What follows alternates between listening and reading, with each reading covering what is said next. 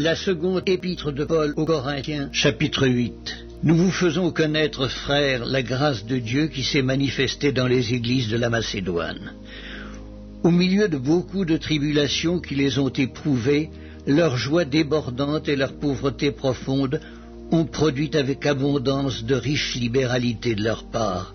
Ils ont, je l'atteste, donné volontairement selon leurs moyens et même au-delà de leurs moyens, nous demandant avec de grandes instances la grâce de prendre part à l'assistance destinée aux saints.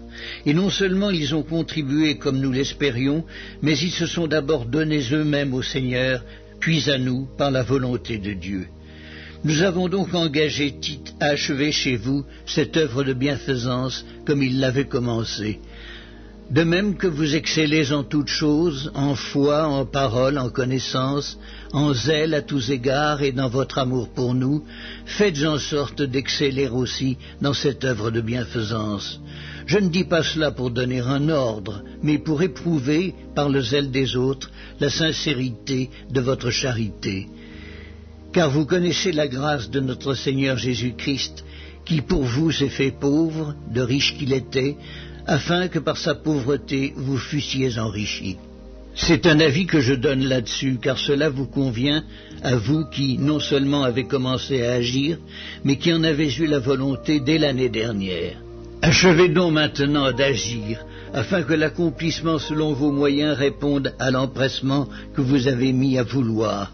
La bonne volonté, quand elle existe, est agréable en raison de ce qu'elle peut avoir à sa disposition et non de ce qu'elle n'a pas. Car il s'agit non de vous exposer à la détresse pour soulager les autres, mais de suivre une règle d'égalité. Dans la circonstance présente, votre superflu pourvoira à leurs besoins, afin que leur superflu pourvoie pareillement au vôtre, en sorte qu'il y ait égalité, selon qu'il est écrit, celui qui avait ramassé beaucoup n'avait rien de trop, et celui qui avait ramassé peu n'en manquait pas. Grâce soit rendue à Dieu de ce qu'il a mis dans le cœur de Tite le même empressement pour vous, car il a accueilli notre demande, et c'est avec un nouveau zèle et de son plein gré qu'il part pour aller chez vous. Nous envoyons avec lui le frère dont la louange en ce qui concerne l'Évangile est répandue dans toutes les églises, et qui de plus a été choisi par les églises pour être notre compagnon de voyage dans cette œuvre de bienfaisance que nous accomplissons à la gloire du Seigneur même et en témoignage de notre bonne volonté.